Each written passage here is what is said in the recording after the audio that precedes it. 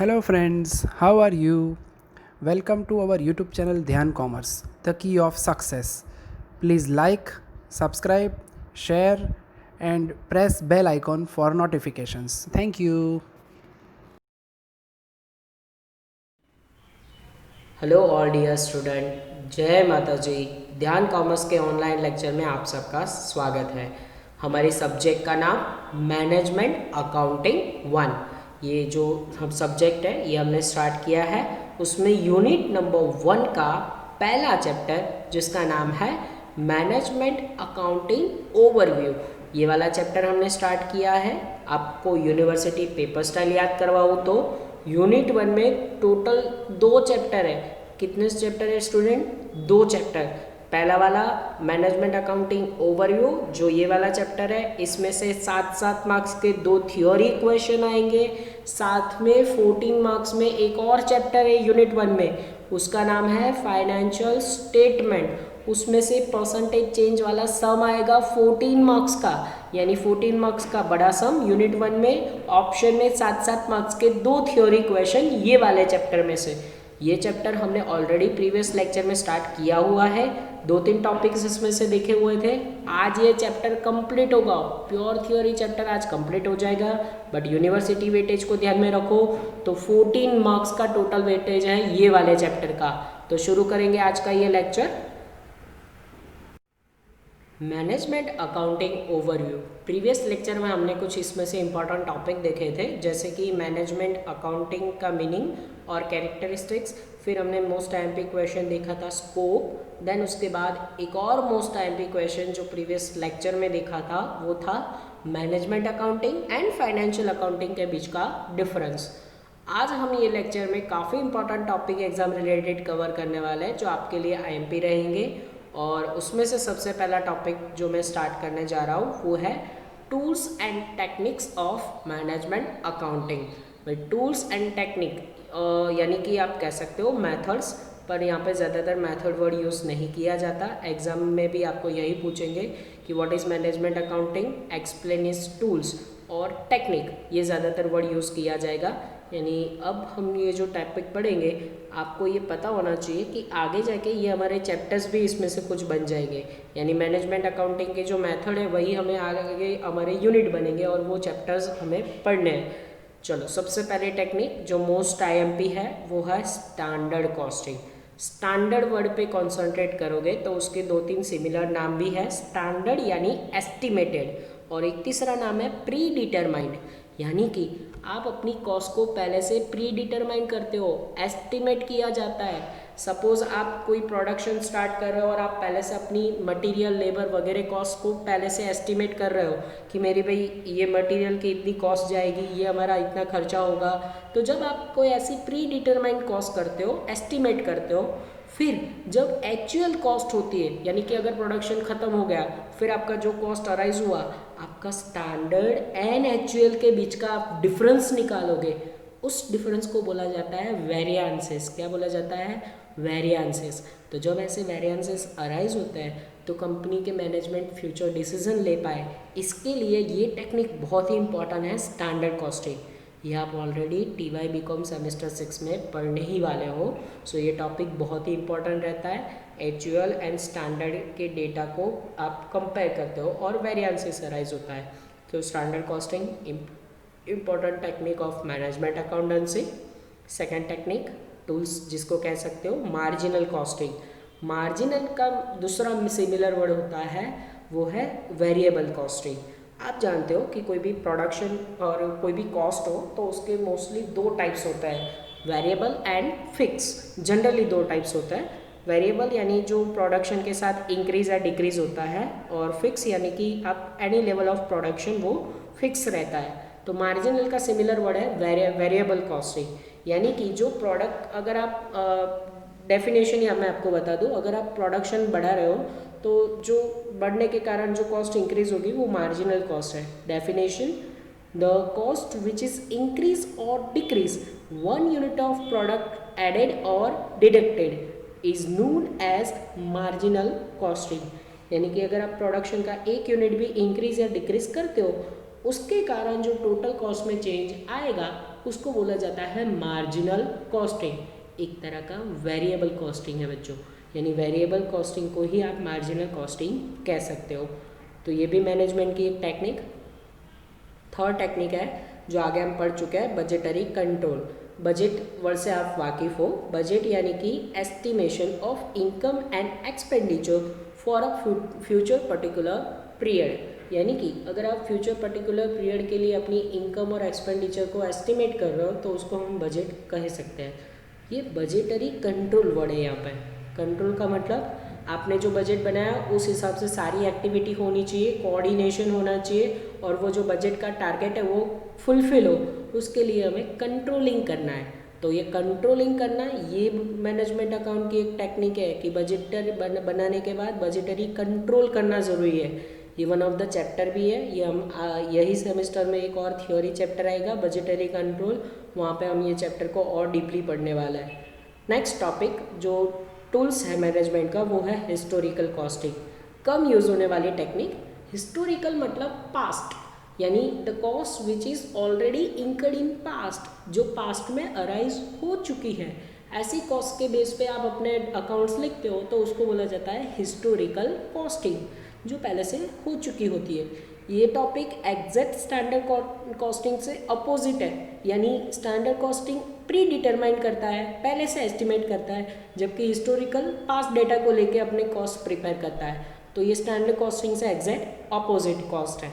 फिर उसके बाद नेक्स्ट टॉपिक वो है फाइनेंशियल पॉलिसी एंड अकाउंटिंग, यानी कि कंपनी अपने जो फाइनल अकाउंट बना रही है, trading, P&L, balance sheet, company ये क्यों मेंटेन कर रही है। मैंने प्रीवियस लेक्चर में बताया था कि फाइनल अकाउंट का यूज़ क्या है, for the purpose of financial position and financial result of the company, यानी कंपनी ने प्रॉफिट किया या लॉस, ये जानना है तो उसको फाइनेंशियल अकाउंटिंग प्रिपेयर करना पड़ेगा। भाई ये अकाउंट पे से कंपनी अपनी फ्यूचर पॉलिसी फाइनेंशियल की बना सकती है, पैसे कहाँ कहाँ इन्वेस्ट करने हैं, या फिर आप ये कह सकते हो कि कंपनी को अगर समझो कि 10 लाख का प्रॉफिट हुआ है, वो 10 लाख का प्रॉफिट वो मेंटेन करना चाहती है, तो उसके लिए वो कैसी फाइनेंशियल पॉलिसी बनाएगी। तो उसको ये सारी चीज़ें कब पता चलेगी, जब वो अपने फाइनेंशियल रिकॉर्ड्स मेंटेन करेगी तब। तो फाइनेंशियल पॉलिसी बनाना ये भी मैनेजमेंट अकाउंट की वन ऑफ द टेक्निक है। नेक्स्ट टेक्निक वो बहुत ईजी है, डिसीजन अकाउंटिंग। भाई कंपनी के मैनेजमेंट को जो टेक्निक ज़्यादातर यूज़ होती है वो मैनेजमेंट अकाउंटिंग टेक्निक है। तो उसमें सबसे इम्पोर्टेंट होता है डिसीजन। मैनेजमेंट को काफ़ी सारे डिसीजन लेने पड़ते हैं, जैसे कि मेक और बाय डिसीजन। आगे हम ये भी पढ़ने वाले हैं थियोरी में कि कुछ चीज़ों का प्रोडक्शन उनको खुद करना है या फिर उसको बाहर से परचेस करना है। जैसे कि कोई रॉ मटेरियल है, कोई पार्ट्स है जो प्रोडक्शन में यूज़ होता है, साइकिल के लिए नट बोल्ट, या फिर कोई इंजन है तो वो कोई इंजन है, कोई गाड़ी के लिए फिट करना है तो वो इंजन वो खुद बनाएगी या बाहर से कोई परचेस कर लेगी रेडीमेड। तो ऐसे कोई डिसीजन अगर कंपनी के मैनेजमेंट को लेने पड़े कि वो चीज़ें खुद बनानी है या बाहर से परचेस करना हो, तो वो डिसीजन के लिए कुछ अकाउंटिंग की ज़रूरत पड़ेगी, भाई उनको किस में फ़ायदा है। तो ऐसा अगर कोई अकाउंट मेंटेन करता है तो उसको बोला जाता है डिसीजन अकाउंटिंग। एक और डिसीजन में बोलूँ तो बिजनेस कंटिन्यू करना है या शट डाउन करना है। अगर कोई ऐसी सिचुएशन आए जहाँ पे बिजनेस रिगार्डिंग ऐसे डिसीजन लेना है कि कंपनी लॉस कर रही है तो अभी भी बिजनेस कंटिन्यू करेंगे या फिर शट डाउन कर देंगे, बिजनेस बंद कर देंगे, ऐसे काफ़ी सारा डिसीजन उनको लेने होता है। तो ये डिसीजन अकाउंटिंग मैनेजमेंट अकाउंट की वन ऑफ द टेक्निक है, तो ये भी इम्पोर्टेंट है हमारे लिए। फिर नेक्स्ट टेक्निक को अगर आगे हम कंटिन्यू करें तो नेक्स्ट टॉपिक हमारा रहेगा वो है कंट्रोल अकाउंटिंग। कंट्रोल वर्ड से आप वाकिफ़ हो। कंट्रोल यानी कि आपको जो प्लान आपने क्रिएट किया है, जो ऑर्गेनाइजेशन अभी रन कर रहा है, तो सभी चीज़ों के बीच में कोऑर्डिनेशन बना रहे, एक्टिविटी अच्छे से रन हो, तो उसके लिए कंट्रोल बहुत ज़रूरी है। जैसे कि मैं आपको एक एग्जांपल बताऊं, कैपिटल एक्सपेंडिचर आपने नाम सुना होगा। कैपिटल एक्सपेंडिचर यानी कंपनी उसको बार बार नहीं करती, वन टाइम इन्वेस्टमेंट होता है कि अगर कैपिटल आप एक्सपेंडिचर कर रहे हो, सपोज़ कोई मशीनरी परचेस करने का आप कोई कैपिटल एक्सपेंडिचर कर रहे हो, तो उसमें आप बहुत ज़्यादा खर्चा ना कर दो। जब भी उसको खर्चे बांटने हैं डिपार्टमेंट में, प्रोडक्शन डिपार्टमेंट होता है कंपनी में, सेलिंग डिपार्टमेंट होता है, तो उन सभी को अगर आप कॉस्ट बांट रहे हो तो किसी को ज़्यादा पैसे ना बच जाए, कंपनी के पास फिर पैसे ना बचे, तो कंट्रोल करना बहुत ज़रूरी होता है। तो वो बिजनेस कर पाए, तो इसीलिए वो लोग एक टेक्निक यूज़ करते हैं कंट्रोल अकाउंटिंग, जिसमें उनके पास जो फंडिंग है, फाइनेंशियल उनके पास जो पोजीशन है उसका प्रॉपर एलोकेशन कर रहे हैं वो लोग, कि अच्छे से बांट रहे हैं जिसमें बिजनेस की पोजीशन अच्छी से अच्छी बनी रहे, तो उसको कंट्रोल अकाउंटिंग कहा जाता है, राइट। तो ये यहाँ पे टेक्निक्स जो है टोटल इतने टॉपिक्स ही थे, वो कंप्लीट होता है tools and technique of management accounting, most IMP कह सकते हो इसको। अब हम जो देखने जा रहे हैं वो एक एक्स्ट्रा क्वेश्चन है, आज के टॉपिक का सेकंड क्वेश्चन, वो है लिमिटेशंस ऑफ फाइनेंशियल अकाउंटिंग। भाई फाइनेंशियल अकाउंटिंग जो हमने प्रीवियस लेक्चर में 3 अलग अलग अकाउंटिंग देखे थे, financial accounting, cost accounting and management accounting, ये आप FY SY TY कंटिन्यूअस पूरे साल पढ़ रहे हो। तो फाइनेंशियल अकाउंटिंग जो है कंपनी को बनाना कंपलसरी तो है, पर उसकी सर्टेन लिमिटेशन है, इसीलिए तो मैनेजमेंट अकाउंट ज़्यादा इंपॉर्टेंट है जो आप TY में पढ़ रहे हो। तो फाइनेंशियल अकाउंटिंग की कौन सी लिमिटेशन है आज हम देखने वाले हैं। ये टॉपिक मोस्टली यूनिवर्सिटी में नहीं पूछा जाता, पर अगर हम मैनेजमेंट अकाउंटिंग के फ़ायदे के हिसाब से देखें कि मैनेजमेंट अकाउंटिंग फ़ायदेमंद है, तो हमें फाइनेंशियल अकाउंटिंग की कुछ लिमिटेशन समझनी ज़रूरी है। चलिए तो अब स्टार्ट कर रहे हैं लिमिटेशन ऑफ फाइनेंशियल अकाउंटिंग। सबसे पहला लिमिटेशन वो है प्रेजेंस ओनली पास डेटा। भाई मेरे फाइनेंशियल अकाउंटिंग क्या करता है, तो वो अपने पास डेटा को प्रेजेंट कर रहा है, यानी कि उसमें कोई नया वर्क नहीं हो रहा है, जो आप बिजनेस के ट्रांजैक्शन होते हैं सिर्फ उसकी एंट्री की जाती है। फॉर एग्जांपल आपने एक मशीनरी परचेस किया, कंपनी परचेस मशीनरी ऑफ 50,000, तो आप उसकी जनरल एंट्री पास करोगे, बुक्स ऑफ अकाउंट में उसकी नोट डाउन करोगे और फाइनल अकाउंट में उसकी एंट्री दोगे। इसके अलावा आप उसमें और कुछ भी ऐड या प्लस माइनस नहीं कर रहे हो, यानी कि वो सिर्फ डेटा को प्रेजेंट कर रहा है, उसमें कोई नया वर्क नहीं हो रहा है। सो ये उसकी लिमिटेशन कह सकते हो। Next limitation, useless for controlling. अभी हमने लास्ट टॉपिक देखा था कंट्रोलिंग अकाउंटिंग, तो यूजलेस ये फाइनेंशियल अकाउंटिंग कंट्रोलिंग के लिए बिल्कुल है ऐसा। यस, यूजलेस कैसा है, तो कि आप कोई अगर कंट्रोल करना चाहते हो तो उसमें तो फाइनल अकाउंट कोई हेल्प नहीं करेगा, वो तो जो आपने ट्रांजैक्शन किया उसकी एंट्री कर रहा है, यानी कंट्रोल तो आप नहीं कर सकते। जो एंट्री आप तो करनी है या प्लस माइनस ही करना है, तो उस पर से कंट्रोल पॉसिबल नहीं होता, सिर्फ आपको एंट्री नोट डाउन करनी है, जो पास्ट हो चुका है उसकी नोट डाउन करते हो, तो कंट्रोलिंग पर्पज़ वो यूजलेस है।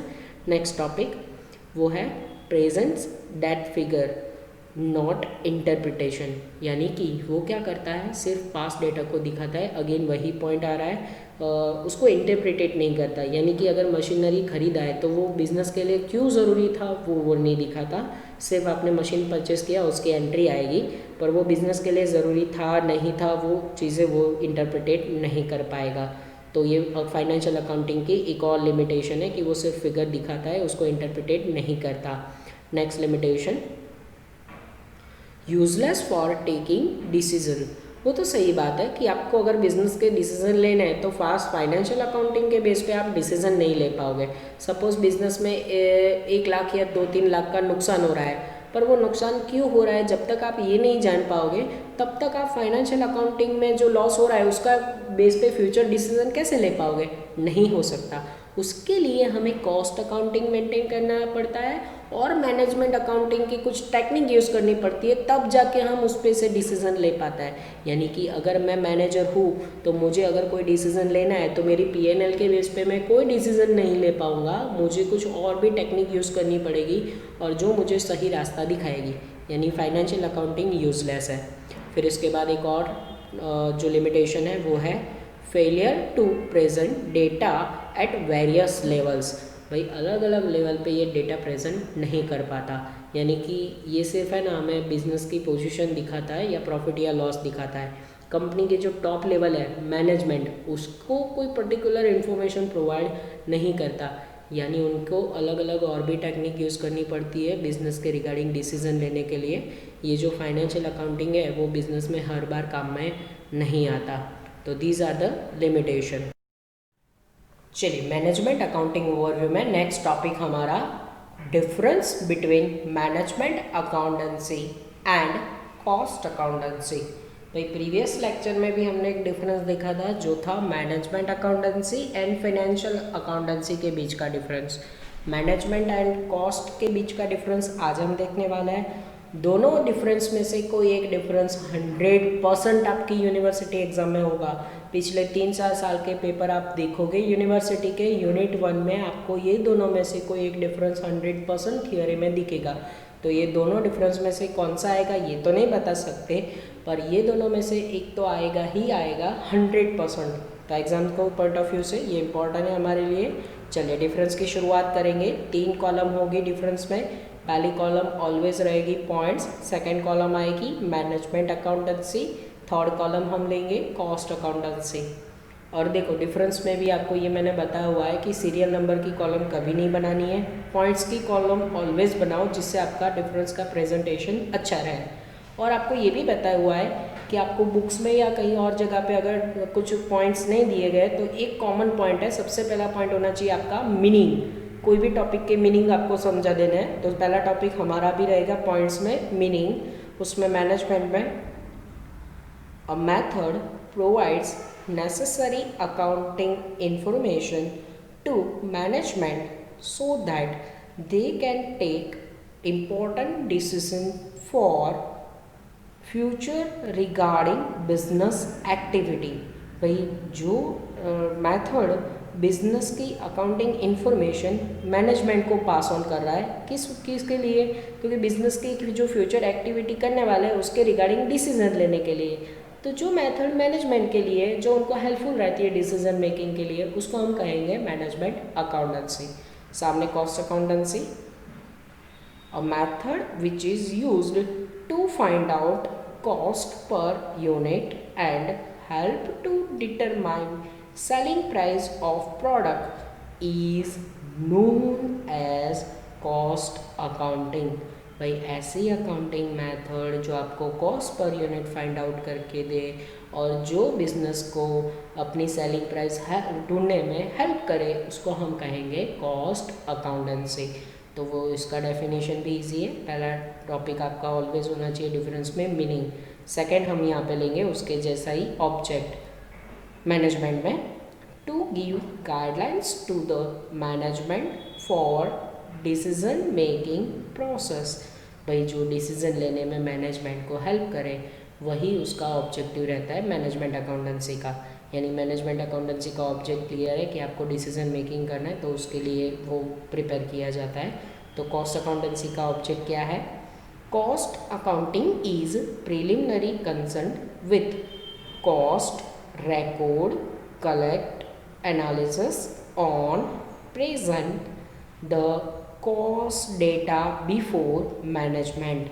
भाई ये क्या करता है? तो पूरा कॉस्ट को रिकॉर्ड को मेंटेन करता है, कलेक्ट करता है डेटा, उसका एनालिसिस करता है और ऐसे रिप्रेजेंट करता है जो मैनेजमेंट के लिए हेल्पफुल हो। यानी ये कॉस्ट अकाउंटेंसी क्या है? तो वो मैनेजमेंट अकाउंटेंसी को हेल्पफुल रहता है कि उसको जो फ्यूचर डिसीजन लेने तो उसके लिए उसको जो रिकॉर्ड चाहिए, पास रिकॉर्ड चाहिए, वो कौन मेंटेन करके देता है? Cost accountancy.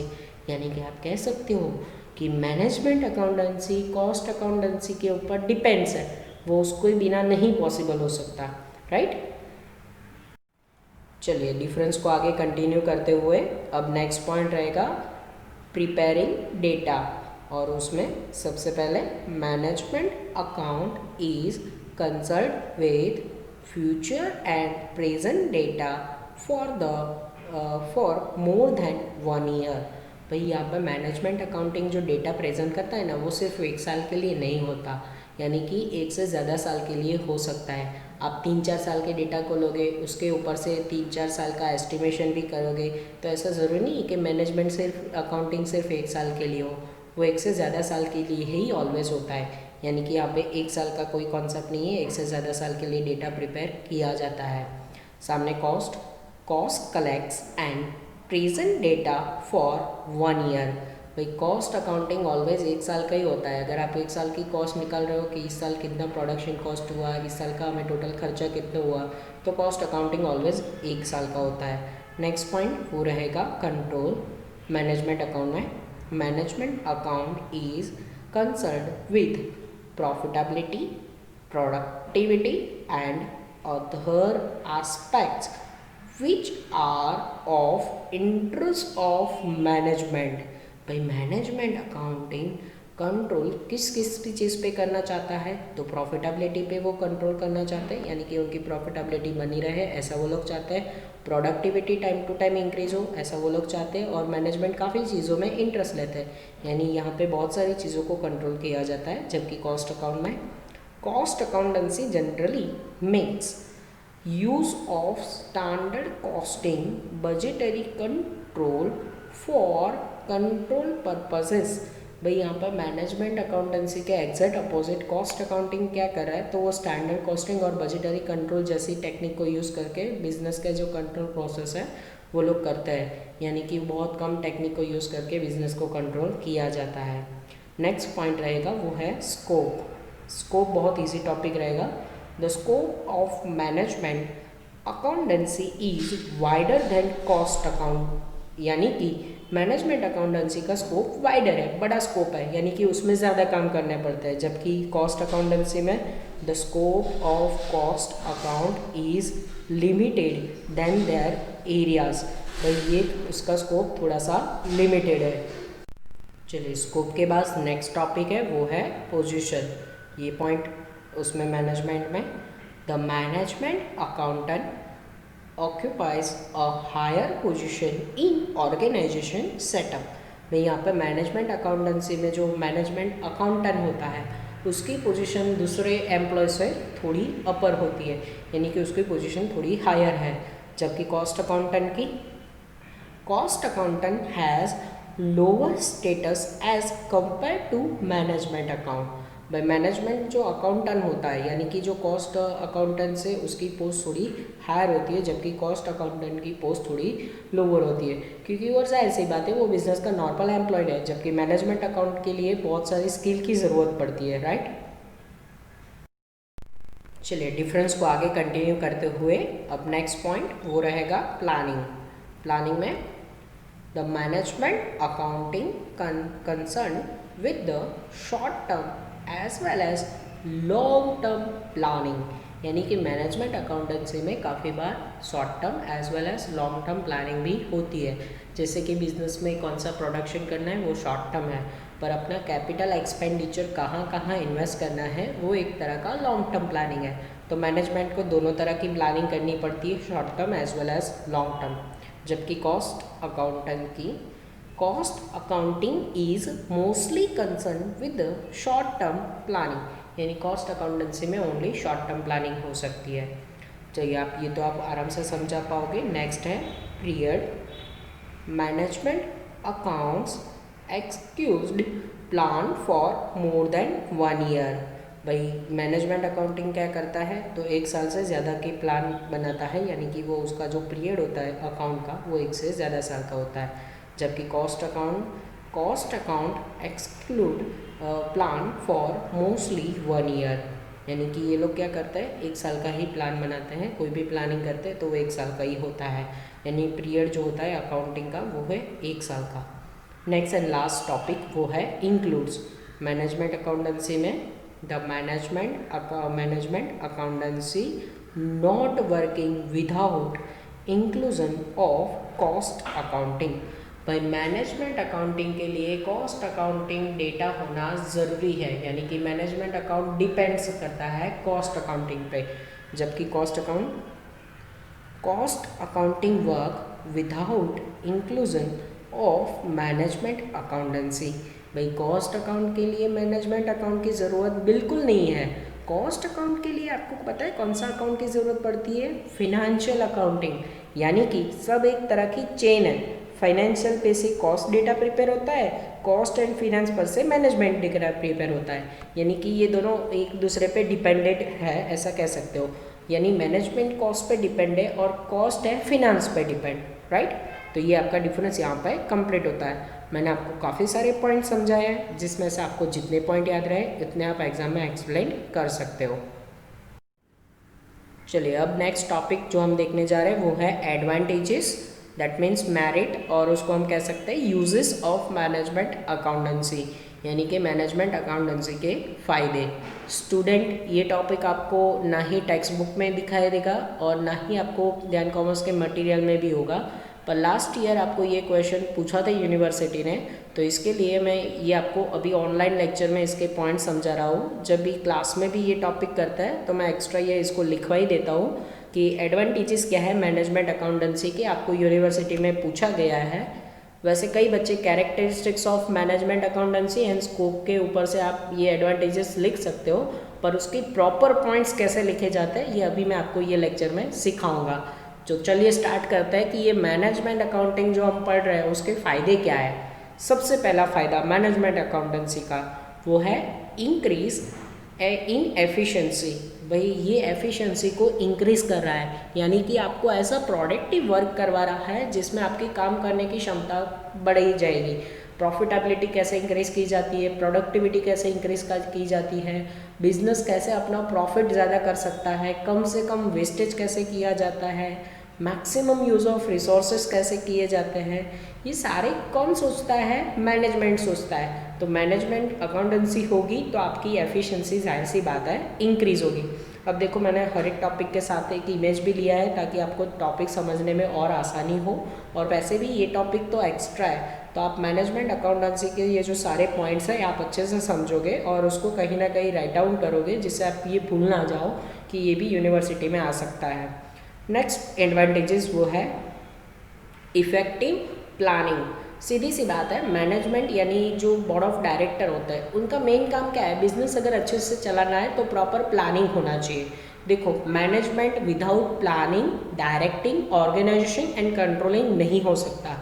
या आप 11-12 से पढ़ते आओ कि अगर मैनेजमेंट करना है तो प्लान होना चाहिए, ऑर्गेनाइज अच्छा होना चाहिए, प्लानिंग यानी अगर कंट्रोलिंग वगैरह ये सारे टूल्स ना हो तो बिज़नेस का जो सक्सेसफुल गोल होता है वो अचीव नहीं हो पाता। तो मैनेजमेंट अकाउंटेंसी क्या करता है? आपको एक अच्छे से अच्छा प्लान प्रोवाइड करता है जिसमें आप अगर वो प्लानिंग के हिसाब से जाओगे तो बिज़नेस में अच्छा प्रॉफिट कर पाओगे और बिज़नेस की एक्टिविटी अच्छे से रन कर पाओगे। तो इफ़ेक्टिव प्लान करने में मददरूप होता है, जैसे कि बजट बनाना, बजट से आपका अच्छा प्लानिंग हो सकता है। नेक्स्ट टॉपिक वो है परफॉर्मेंस इवैल्यूएशन, यानी कि वो लोग क्या करते हैं? आपका परफॉर्मेंस बार बार इवैल्यूएट करते हैं। यानी मैनेजमेंट में कौन अच्छा वर्क कर रहा है, कौन सा डिपार्टमेंट अच्छे से वर्क कर रहा है। सपोज परचेस वर्क डिपार्टमेंट है, प्रोडक्शन डिपार्टमेंट है, सेलिंग डिपार्टमेंट है, हर एक डिपार्टमेंट का प्रॉपर वर्क हो रहा है। कोई एम्प्लॉय है जो अच्छा वर्क कर रहा है कंपनी के लिए, वो इम्पोर्टेंट एम्प्लॉय है, तो ये सभी चीज़ों को नोट डाउन करता है, नोटिस करता है। यहाँ पे आप आगे सीखने वाले हो, आपका जो कंपनी के एम्प्लॉयज़ होते हैं ना वो भी बहुत इंपॉर्टेंट होते हैं कंपनी के लिए, यानी कि वो आप सिर्फ अकाउंटिंग में उनको भी ध्यान में लेना पड़ता है। अगर वो नहीं रहेंगे तो आपकी कंपनी अच्छे से वर्क नहीं कर पाएगी। तो परफॉर्मेंस इवैल्यूएशन होने के कारण वहाँ पे आपको पता है कि कौन से एक्टिविटी में आपको ज़्यादा अच्छा बेटर करना है या कौन सी एक्टिविटी सबसे अच्छी हो रही है। तो परफॉर्मेंस इवैल्यूएशन ये भी मैनेजमेंट अकाउंटेंसी का वन ऑफ द एडवांटेजेस है। नेक्स्ट एडवांटेजेस वो बहुत ही इंपॉर्टेंट है, प्रॉफिट मैक्सिमाइजेशन। अब कोई भी कंपनी हो सिवाय कोई सर्विस प्रोवाइडिंग इंस्टीट्यूट जिसका गोल है सिर्फ सेवा प्रोवाइड करना, यानी सिर्फ सर्विस प्रोवाइड करना, बट मोस्टली कंपनी का गोल यही होता है कि वो पैसे कमाए। भाई वो मार्केट में क्यों है? क्योंकि उसको पैसे बनाने हैं। तो कोई भी कंपनी अगर पैसे बनाना चाहती है तो मैंने आगे बताया था कि फाइनेंशियल अकाउंट देखो कंपलसरी है, cost and management account maintain करना कोई कंपनी के लिए कंपलसरी नहीं है, फिर भी वो लोग बनाते हैं। क्यों बनाते हैं? उनको पता है अगर अभी कंपटीशन के ज़माने में आगे बढ़ना है तो हमें प्रॉफिट कैसे ज़्यादा हो, हर बार ये सोचना पड़ता है। तो उसके लिए उसको मैनेजमेंट अकाउंटेंसी ज़्यादा हेल्पफुल रहता है। तो मैनेजमेंट अकाउंटेंसी क्या करता है? प्रॉफिट मैक्सिमाइज करने में हेल्पफुल रहता है। नेक्स्ट इंपॉर्टेंट टॉपिक है एलिमिनेशन ऑफ वेस्टेजेस। ये वेस्टेजेस के अलग अलग टाइप्स है। There are total 7 type of wastage, यानी कंपनी में बहुत सारे वेस्टेज होते हैं, जैसे कि टाइम का वेस्ट होता है, कई बार प्रोडक्शन का वेस्ट होता है। तो बहुत सारे ऐसे वेस्टेज होते हैं। आपको पता है कि प्रोडक्शन में अगर आपने रॉ मटेरियल इंट्रोड्यूस किया पर वो सारे रॉ मटेरियल फिनिशिंग गुड्स में बन जाता है? नहीं, चीज़ें बनाने में आपको काफ़ी सारा वेस्टेज, कचरा निकलता है, और वो वेस्ट कम से कम हो ऐसा मैनेजमेंट चाहता है। यानी आपका टाइम, जो रॉ मटेरियल है, वो सभी का वेस्टेज कैसा होना चाहिए? कम से कम। तो ऐसा कैसे मैनेजमेंट को पता चलता है कि यहाँ पे वेस्टेज ज़्यादा हो रहा है? मैनेजमेंट अकाउंटेंसी में। तो मैनेजमेंट अकाउंटेंसी आपको वेस्टेज कम से कम करवाने में हेल्पफुल रहता है। नेक्स्ट जो टॉपिक है वो है एडवांटेजेस में इफ़ेक्टिव कम्युनिकेशन। ये टॉपिक आपको बहुत ही ईजी लगेगा, आपको पता है कि कम्युनिकेशन कितना इम्पोर्टेंट है। आप जो बीकॉम कर रहे हो हर सेमेस्टर में आपको कम्युनिकेशन सब्जेक्ट आता है, सीसी जिसे आप कहते हो।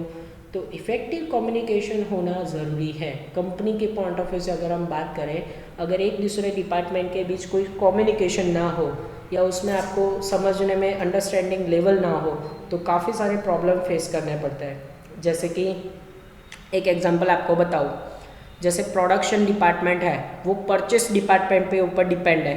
अगर रॉ मटेरियल उन्होंने ख़रीदा नहीं है, अगर प्रोडक्शन डिपार्टमेंट प्रोडक्शन करना चाहता है पर उनके पास अगर रॉ मटेरियल नहीं होगा, परचेस डिपार्टमेंट ने रॉ मटेरियल ख़रीदा ही नहीं है, तो परचेस डिपार्टमेंट की इन्फॉर्मेशन प्रोडक्शन के पास होनी चाहिए, तभी तो वो अच्छे से वर्क कर पाएगा। वैसे ही प्रोडक्शन की इन्फॉर्मेशन सेलिंग डिपार्टमेंट के पास होनी चाहिए, तभी तो सेल डिपार्टमेंट अच्छे से अच्छा सेल कर पाएगा। अगर प्रोडक्शन ही नहीं हुआ तो सेल किस चीज़ का करोगे, राइट। तो communication is play important role और मैनेजमेंट अकाउंटेंसी में वो हो सकता है। चलिए एडवांटेजेस को कंटिन्यू करते हुए नेक्स्ट एडवांटेजेस है एम्प्लॉयज़ मोरल। अगर एम्प्लॉय को अच्छे से वर्क करने में आपने हेल्पफुल किया, उसको मोरल इंक्रीज़ किया, मोरलिटी इंक्रीज़ किया, तो आपके लिए अच्छे से अच्छा काम कर पाएगा। यानी कि टाइम टू टाइम किसी को मोटिवेट करना, ये आपको पता है कि अगर एम्प्लॉय आपके लिए आपकी कंपनी से खुश हो गए तो वो अच्छे से अच्छा आपको काम करके देंगे, उनकी एफिशिएंसी ज़्यादा बढ़ जाएगी। तो ये भी कंपनी के लिए ज़रूरी है और मैनेजमेंट अकाउंटेंसी उसमें हेल्पफुल रहता है। जो एम्प्लॉय अच्छा वर्क करता है वो उनको मोटिवेट करता है, तो मैनेजमेंट अकाउंटेंसी का ये वन ऑफ द एडवांटेजेस है। नेक्स्ट एडवांटेजेस वो है कंट्रोल एंड कोऑर्डिनेशन। ये भी इम्पॉर्टेंट है। कई बच्चे ये भी करते हैं कि ये टॉपिक एडवांटेजेस में अलग अलग भी लिखते हैं, कंट्रोल भी एडवांटेजेस में लिखते हैं, कोऑर्डिनेशन भी लिखते हैं। तो सही है, पर दोनों एक जैसा ही है कि कंट्रोल करना है कोई एक्टिविटी को या कोऑर्डिनेशन रखना है, तो मैनेजमेंट अकाउंटेंसी उसको आपको हेल्पफुल रहेगा, राइट। तो ये सारे एडवांटेजेस हैं मैनेजमेंट अकाउंटेंसी के। फिर से बता रहा हूँ बच्चों, ये एडवांटेजेस के पॉइंट आपको कहीं पे भी टेक्स्ट बुक में या मटेरियल में नहीं मिलने वाले। ये इतने इजी पॉइंट मैंने आपके लिए बनाए हैं और यही सही पॉइंट भी है। मैनेजमेंट अकाउंटेंसी के ये फ़ायदे हैं, आपको कहीं ना कहीं नोट डाउन करना है, क्योंकि यूनिवर्सिटी में ये फर्स्ट यूनिट के पॉइंट ऑफ व्यू से देखा जाए तो यूनिवर्सिटी में आ सकता है, राइट। चलिए तो अब नेक्स्ट एक और इसके जैसा पॉइंट देखने, इसके जैसा क्वेश्चन देखेंगे। अभी हमने एडवांटेजेस देखे, तो अब देखने वाला है लिमिटेशन ऑफ मैनेजमेंट अकाउंटेंसी। यानी कि मैनेजमेंट अकाउंटेंसी के सिर्फ फ़ायदे ही फ़ायदे नहीं है, उसके कुछ लिमिटेशन भी है। एक सिक्के की दो बाजू, एक के फ़ायदे दूसरे तो उसकी लिमिटेशन। चलिए सबसे पहला पॉइंट उसमें है डिपेंड्स ऑन फाइनेंशियल अकाउंटिंग। भाई मैनेजमेंट अकाउंटेंसी एक ऐसी टेक्निक है जो दूसरी टेक्निक के ऊपर डिपेंड रहती है। यानी कि अगर मैनेजमेंट के पास फाइनेंशियल डेटा नहीं है या फाइनेंशियल डेटा में कोई गड़बड़ की हुई है, सपोज़ आपका जो अकाउंटेंट था वो कोई घपला कर रहा है, वो अकाउंट अच्छे से नहीं लिख रहा था, अगर फाइनेंशियल अकाउंट गलत तो मैनेजमेंट अकाउंट की टेक्निक भी गलत, क्योंकि वो उस पर डिपेंड रहता है। तो ये उसकी सही लिमिटेशन है कि वो दूसरी टेक्निक के ऊपर डिपेंड रहता है। अपने आप मैनेजमेंट अकाउंटेंसी नहीं हो सकता जब तक आपके पास फाइनल अकाउंट ना हो, ट्रेडिंग, पीएनएल, बैलेंस शीट, तो उसके ऊपर से आप आगे फ्यूचर में कोई डिसीजन नहीं ले पाते। यानी मैनेजमेंट अकाउंट डिपेंड्स है, तो ये सही लिमिटेशन है। Second limitation expectation of knowledge of other subjects. यानी कि मैनेजमेंट अकाउंटेंट जो होता है, बोर्ड ऑफ डायरेक्टर, जो मैनेजर जिसको हम कहते हैं, उनके पास दूसरे सब्जेक्ट का नॉलेज होना ज़रूरी है। जैसे कि स्टैटिस्टिक का नॉलेज होना ज़रूरी है, टैक्सेशन का नॉलेज होना ज़रूरी है, इकोनॉमिक्स मैनेजमेंट का नॉलेज होना ज़रूरी है, तभी वो मैनेजमेंट अकाउंटिंग कर पाएगा। तो ये उसकी भी लिमिटेशन कह सकते हैं कि भाई एक सब्जेक्ट का नॉलेज हो, मैनेजमेंट अकाउंटेंसी आप नहीं कर पाओगे। आपके पास ऑलराउंडर स्किल होनी चाहिए, यानी आपके पास सभी सब्जेक्ट का नॉलेज होना चाहिए, तभी आप मैनेजमेंट अकाउंट अच्छे से कर पाओगे। तो ये लिमिटेशन थी। Next limitation figures in money only. ये जो मैनेजमेंट अकाउंटेंसी ये भी आपको सिर्फ मनी में फिगर प्रोवाइड करता है, यानी अमाउंट में फिगर देता है, पर्टिकुलर कोई इसको भी इंटरप्रिटेट नहीं करता। यानी कि अगर आपको पता है कि ये डिसीज़न लेना है तो ये आप डिसीज़न लोगे। सपोज कोई मशीनरी आपको परचेस करना है तो वही आपको दिखाएगा कि मशीनरी परचेस करने में हमें इतना फ़ायदा होगा, इतने रुपीज़ का, पर वो मशीन लेना क्यों चाहिए उसके रिगार्डिंग कोई एक्टिविटी वो नहीं बता पाएगा। यानी सिर्फ आपको पैसे में आप उसको दिखा सकते हो, उसका कोई इंटरप्रिटेशन नहीं होता। नेक्स्ट लिमिटेशन वो है एक्सपेंसिव। सीधी सी बात है, अगर मैनेजमेंट टॉप लेवल मैनेजमेंट के लिए जो एक्टिविटी होती है तो उसके लिए आपको एक्सपर्ट रखने पड़ेंगे, और एक्सपर्ट मुफ्त में काम नहीं करते, उनको क्या देना पड़ता है, सैलरी। और सैलरी भी बहुत बड़ी अमाउंट की सैलरी, जैसे कि आप कोई चार्टर्ड अकाउंटेंट को हायर करो, कोई ऐसे इकोनॉमिक्स को हायर करो जो आपको अच्छे से अच्छा मैनेजमेंट करके दे, तो उसको बहुत ज़्यादा पैसे देने पड़ते हैं। तो मैनेजमेंट अकाउंटेंसी एक तो ज़रूरी नहीं है, कंपलसरी नहीं है, फिर भी मैनेजमेंट को उसको एक्सपर्ट रखने पड़ते हैं और ज़्यादा पैसे देने पड़ते हैं, तो ये उसकी लिमिटेशन है। नेक्स्ट लिमिटेशन वो है डिसीजन बाय मैनेजमेंट। यहाँ पे क्या होता है, मैं करूँ वही सही, मैं ही बॉस हूँ, आई एम द बॉस। यानी कि मैनेजमेंट जो डिसीज़न लेता है ना वही डिसीज़न फाइनल होता है, यानी वो किसी को आगे पूछने नहीं जाते। मैनेजमेंट जो बजट्स वगैरह रिपोर्ट वगैरह प्रिपेयर करते हैं उसके ऊपर डिसीज़न ले लेते हैं, और वो डिसीज़न मैनेजमेंट लिया होता है, सही है गलत है, उसको टाइम नहीं रहता कि उसको दूसरे लोगों को पूछे, यानी कोई मीटिंग वगैरह करके उसको डिसीज़न ले, ऐसा नहीं होता। ये सिर्फ मैनेजमेंट ही डिसीज़न ले लेता है, जो कई बार सही भी होता है, कई बार गलत भी होता है। तो ये उसकी वन ऑफ द लिमिटेशन कह सकते हो। नेक्स्ट एंड लास्ट लिमिटेशन वो है अपोजिशन अगेंस्ट न्यू सिस्टम। सीधी सी बात है, अगर मैनेजमेंट कोई भी चीज़ अप्लाई करेगा ना तो कई लोग ऐसे नहीं होते, कई जगह पे होते हैं कि जैसे कोई डिसीजन आए ना तुरंत उसका अपोज करना स्टार्ट कर देते हैं कि भाई ये नहीं चलेगा, ये तो मैनेजमेंट की मनमानी है, ऐसे हर बार करता है। तो यानी कि ये मैनेजमेंट अकाउंटेंसी की एक लिमिटेशन ये भी है कि मैनेजमेंट अगर कोई भी डिसीजन लेगा ना उसका अपोजिशन ऑलवेज किया जाएगा। ये सिर्फ बनाई गई लिमिटेशन कह सकते हो कि मैनेजमेंट डिसीजन लेता है उसका अपोजिशन कई ट्रेड यूनियन वगैरह करता है। तो मैनेजमेंट अकाउंटेंसी की दीज आर द लिमिटेशन। ये भी एग्जाम में आ चुका है तो इसको एक्स्ट्रा बिल्कुल मत समझना। Advantages and limitation of management accountancy दोनों इंपॉर्टेंट टॉपिक है, राइट। चलिए टॉपिक कंप्लीट हो चुका है मैनेजमेंट अकाउंटिंग ओवरव्यू में। तो ये चैप्टर के आज हम अभी करेंगे इम्पॉर्टेंट एमसीक्यूज जो यूनिवर्सिटी में मोस्टली पूछे गए। उसमें से सबसे पहला most IMP, to whom management accountancy is most profitable. Option A directors और managers, option B investor, option C share holder, option D creditor. Management accountancy किसके लिए प्रॉफिटेबल है? तो मैनेजर्स के लिए, यानी कि बोर्ड ऑफ डायरेक्टर्स भी आप कह सकते हो। ऑप्शन वो लोग आपको थोड़ा सा ट्विस्ट करके भी दे सकते हैं, डायरेक्टर वर्ड यूज़ करते हैं, board of director word use करते हैं, कई बार टॉप लेवल मैनेजमेंट वर्ड भी यूज़ करते हैं। ये सारी चीज़ें एक ही इंडिकेट कर रही है कि मैनेजमेंट अकाउंटेंसी डायरेक्टर्स के लिए है।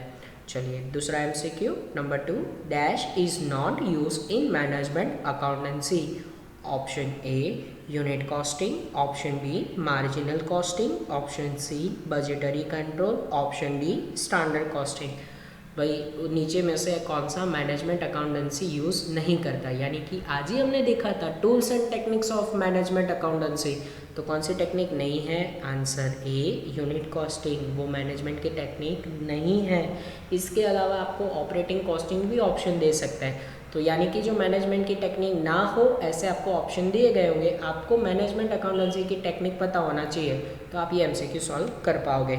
Next MCQ number 3, the various reports prepare in management accountancy are present. फिर आपको ऑप्शन दिए गए, A various level of management, option B SEBI, option C share holders, option D creditors. Answer आएगा A various level of management. यानी कि management accountancy किसके लिए present की जाती है, रिपोर्ट किसके लिए बनाए जाते हैं? तो अलग अलग मैनेजमेंट के जो लेवल है उनके लिए रिपोर्ट बनाए जाते हैं। ये फर्स्ट एमसीक्यू जैसा था पर थोड़ा सा ट्विस्ट किया हुआ है। Next number 4, the management accountancy during asset valuation dash is consider. Option A replacement value, option B basic price, option C cost price after depreciation, option D policy is not decided. यहाँ पे question हमें पूछा है कि management accountancy में जब आप asset का वैल्यूएशन करते हो तो कौन सी चीज़ कंसिडर करनी चाहिए? Replacement value. याद करो हमने प्रीवियस लेक्चर में स्कोप ऑफ मैनेजमेंट अकाउंटेंसी देखा था। स्कोप में आया था असेट रिप्लेसमेंट अकाउंटिंग, यानी कि जब आप असेट को वैल्यूएशन करते हो तो उसकी रिप्लेसमेंट वैल्यू लेनी पड़ती है। तो यही वो एमसीक्यू कहना चाहता है कि असेट की वैल्यूएशन कौन सी प्राइस, रिप्लेसमेंट वैल्यू लेनी चाहिए। एमसीक्यू का सफ़र आगे बढ़ाते हैं। अब important MCQ number 5, which of the following points is not correct in limitation of financial accounting? Option A present only past data, option B useless for controlling, option C present that figure not interpretation, option D used for taking decision। Answer आएगा D, use for taking decision. यहाँ पे देखो question क्या पूछा है, कई लोग अच्छे से क्वेश्चन रीड नहीं करते, फिर उसमें मिसअंडरस्टैंडिंग होती है। यहाँ पे क्वेश्चन ऐसा पूछा है कि नीचे में से कौन सी करेक्ट लिमिटेशन नहीं है फाइनेंशियल अकाउंटिंग की। तो फाइनेंशियल अकाउंटिंग की लिमिटेशन में से ये एमसीक्यू निकाला है, तो कौन सी लिमिटेशन नहीं है, बाकी की लिमिटेशन है। तो financial accounting use for taking decision, यानी डिसीजन के लिए वो यूजफुल है। क्या फाइनेंशियल अकाउंटिंग यूजफुल है डिसीजन के लिए? बिल्कुल नहीं। तो ऑप्शन डी हमारा करेक्ट आंसर रहेगा। नेक्स्ट एमसीक्यू की तरफ आगे बढ़ेंगे। Number 6, in management accountancy internal audit is to be done. Option A voluntary, option B compulsory by government, option C compulsory twice in a year, option D compulsory once in a year. Answer आएगा ए voluntarily. यहाँ पे ऐसा question पूछा है कि management accountancy में internal audit ज़रूरी है? बिल्कुल ज़रूरी नहीं है। देखो मैनेजमेंट अकाउंट मेंटेन करना भी ज़रूरी नहीं है कंपनी के लिए, तो इंटरनल ऑडिट भी ज़रूरी नहीं है। Last number 7 MCQ, objective of management accountancy is, option A to help management by using total accounting data, option B to prepare financial accounts only, option C to prepare accounts of cost only, option D to prepare and present financial reports before shareholder। इसमें से कौन सा management accountancy का objective है?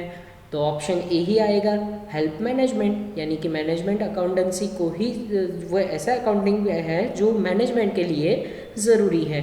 तो ये objective में से उन्होंने एमसीक्यू निकाला था। ये एमसीक्यू यहाँ पे जो यूनिवर्सिटी में इम्पॉर्टेंट है वो मैं कंसिडर किए। इससे भी ज़्यादा एमसीक्यू आपको ध्यान कॉमर्स के ट्यूशन मटेरियल में मिल जाएंगे। तो ये इसी के साथ जो management accounting overview total theory lecture था, ये जो पूरा टॉपिक है यहाँ पे कंप्लीट होता है।